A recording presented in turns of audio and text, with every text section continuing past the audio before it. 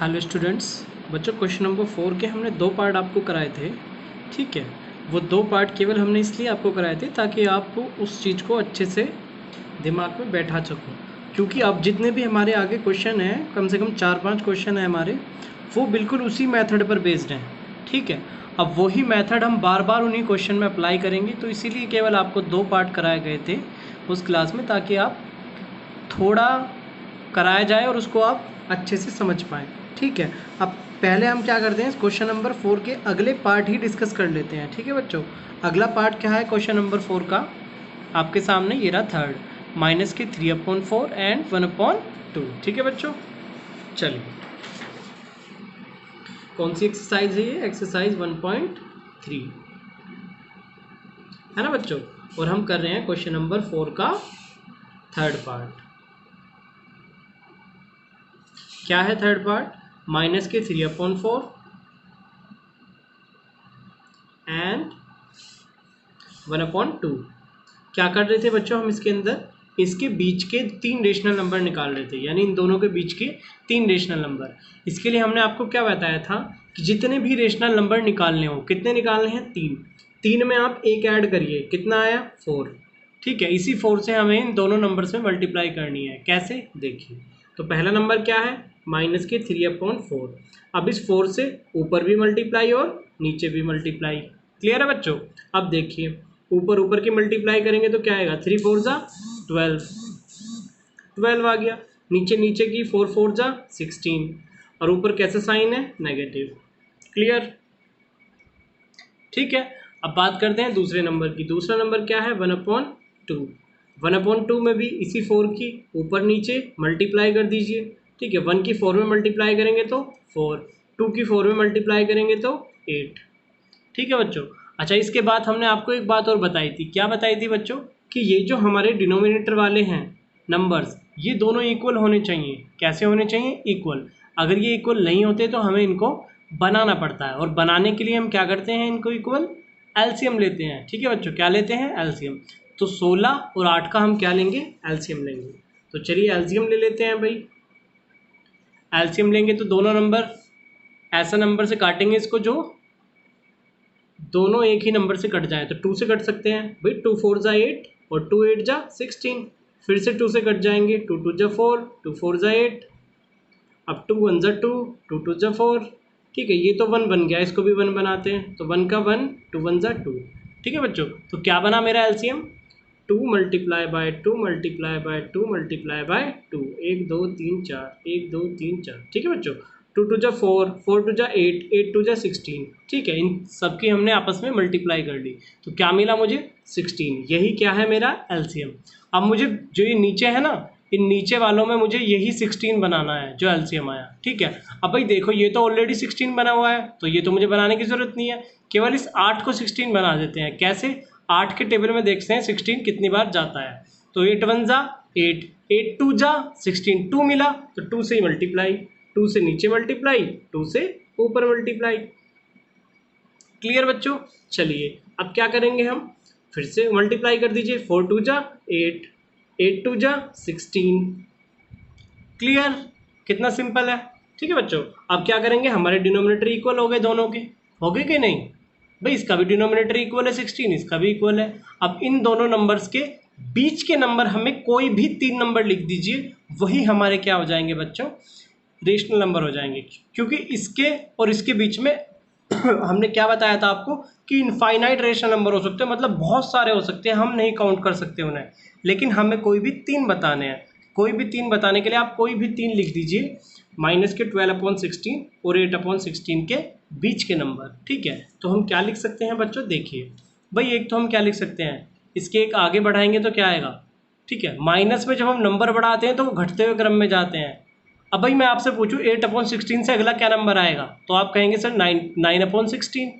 लेकिन अगर मैं आपसे पूछूं माइनस की 12/16 से अगला नंबर क्या आएगा, तो वो आएगा बच्चों माइनस की 11/16। ठीक है, ये घटते हुए क्रम में आगे बढ़ते हैं। ठीक है, आप मैंने आपको इंटीजर पढ़ाए थे भाई, इंटीजर क्या होते हैं? 0 1 2 3, और ये इधर कैसे बढ़ते हैं? -1 -2 -3। तो ये इधर ही तो बढ़ते चले जाते हैं, -3 -2 -1 0।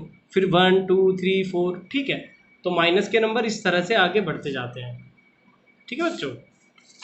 चलिए, तो हम इसके बीच के क्या नंबर लिख सकते हैं, माइनस के 11/16, माइनस के 10/16, माइनस के 9/16, माइनस के 8/16, माइनस के 7/16, ऐसे हम कितने भी लिख सकते हैं, ठीक है। और क्या है, यानी कि इससे तो बड़ा नंबर और इससे छोटा, ठीक है, वही हमारे बीच के नंबर होंगे, ठीक है बच्चों। अब जैसे मैं आपसे पूछूं 2 और 5 के बीच के नंबर क्या होंगे, तो आप क्या देखोगे, जो 2 से बड़ा हो और 5 से छोटा हो, तो क्या होंगे वो नंबर, 3 होंगे और 4 होंगे, ठीक है भाई। 3 क्या है, 2 से बड़ा है और 5 से छोटा है, तो यही नंबर तो होंगे 2 और 5 के बीच में, है कि नहीं बच्चों।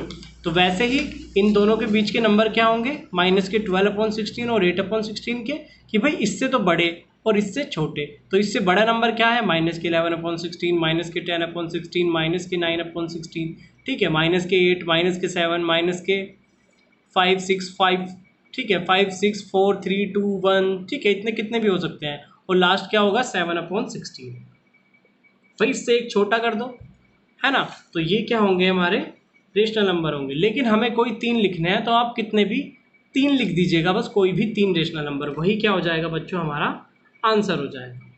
क्लियर है, सिंपल है। चलिए, अब क्या है, इसका फोर्थ पार्ट आप खुद करेंगे, इसमें कुछ नहीं है, जो माइनस माइनस लिखा हुआ है ना बच्चों, ये देखिए, वीडियो को रोक लीजिए और इसको नोट कर लीजिए अपनी कॉपी में, जो माइनस माइनस है इसको आप काट दीजिएगा, ठीक है भाई। माइनस से माइनस कट सकता है, नीचे भी माइनस है ऊपर भी माइनस है, ठीक है। तो क्या बचेगा, 4/7 और 8/7, ठीक है जी। चलिए मैं इसको भी एक बार आपको बता देता हूँ, ये बहुत ईजी क्वेश्चन है। क्वेश्चन नंबर 4 का फोर्थ पार्ट क्या है बच्चों, 4/7 और क्या है 8/7, ठीक है।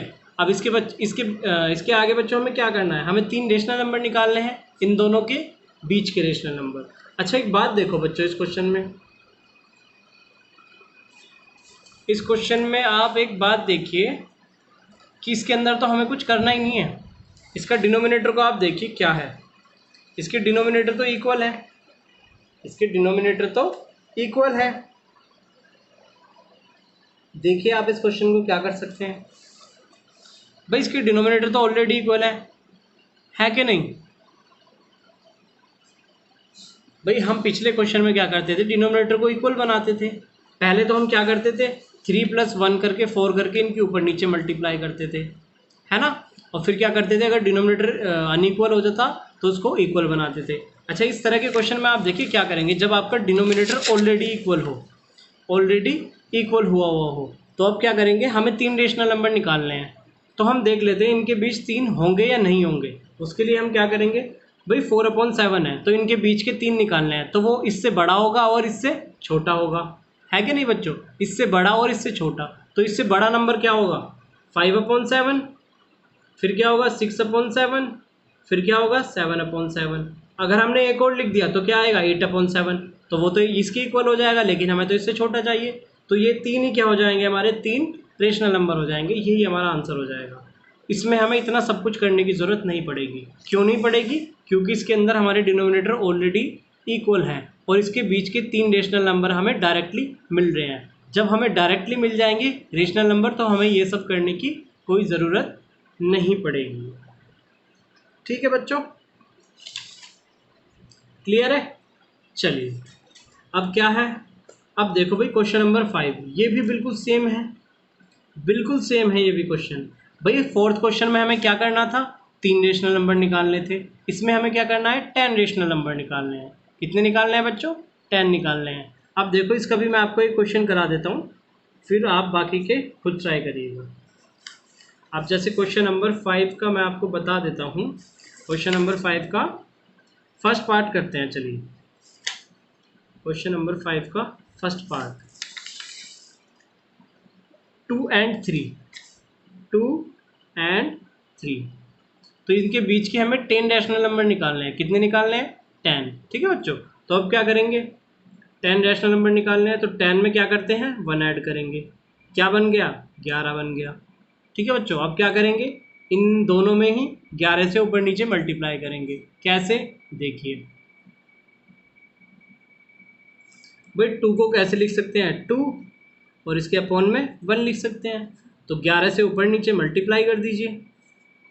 क्लियर है? मल्टीप्लाई करेंगे तो क्या होगा, 2 की 11 में मल्टीप्लाई करेंगे तो 22, 1 की 11 में मल्टीप्लाई करेंगे तो 11।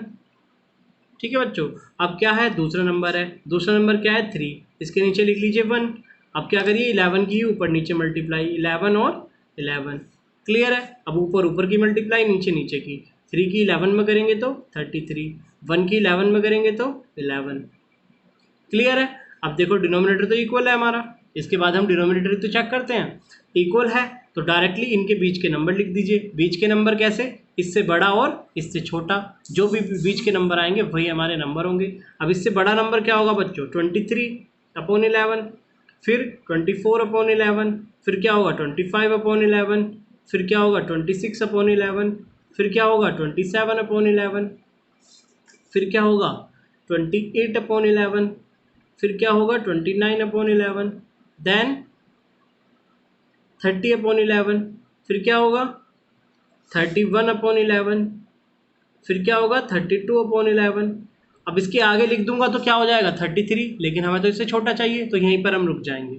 ठीक है बच्चों, अब गिन लीजिए, हमें कितने निकालने थे, 10। अब गिन लो ये 10 हैं कि नहीं, 1 2 3 4 5 6 7 8 9 10, तो 10 ही मिल गए हमें, तो यही हमारा क्या हो जाएगा बच्चों, आंसर। क्लियर है? सिंपल है चीज़ें, कोई दिक्कत नहीं होनी चाहिए बच्चों इसके अंदर, है ना। तो चलिए भाई, यही है हमारा। अब क्या करेंगे आप, ये वाला जो क्वेश्चन है आपका, क्वेश्चन नंबर 4th पार्ट तो मैं आपको पूरा करवा चुका हूँ ना। हाँ, 4th पार्ट हम पूरा कर चुके हैं। अब इसमें मैं आपको 2 इसके जो पार्ट हैं, 5th का पार्ट 2 और 3, ये आपका होमवर्क है, इसको आप खुद से करने का ट्राई करिए। ठीक है बच्चों, करिएगा ज़रूर बच्चों ट्राई। अगर कोई आपको दिक्कत आती है इसमें, आपको किसी भी तरह की परेशानी आती है, तो आप अपने व्हाट्सएप ग्रुप पे मैसेज करिएगा मुझे, फिर मैं आपको इसके सॉल्यूशन कराऊंगा। ठीक है बच्चों, लेकिन आपको करना ज़रूर है, ट्राई ज़रूर करना है हर एक बच्चे को। ठीक है, और अगर नहीं समझ में आ रहा है तो कम से कम 2-3 बार वीडियो को देखिए, क्वेश्चन नंबर 4 की वीडियो को देखिए, ठीक है, क्वेश्चन नंबर 5 की वीडियो को देखिए, और फिर आप 100% इनको कर लेंगे, कोई आपको दिक्कत नहीं आएगी। अच्छा, ये जो क्वेश्चन नंबर 6 भी है आगे, क्वेश्चन नंबर 6 है, क्वेश्चन नंबर 7 है, ये भी बिल्कुल सेम ही है भाई। यहाँ 3 रेशनल नंबर निकलवा रहा था, यहाँ पे 10 फाइंड करवा रहा था, यहाँ पे 20 एंड देन 49। ठीक है, खैर अभी आप क्वेश्चन नंबर 5 तक करिए, जो मैंने आपको 2 पार्ट दे रहा हूँ, पार्ट 2 एंड पार्ट 3, देन उसके बाद इन आगे वाले क्वेश्चंस को डिस्कस करेंगे। ठीक है बच्चों, तब तक के लिए आप पढ़ते रहिए, रिवाइज करते रहिए। Bye bye, take care.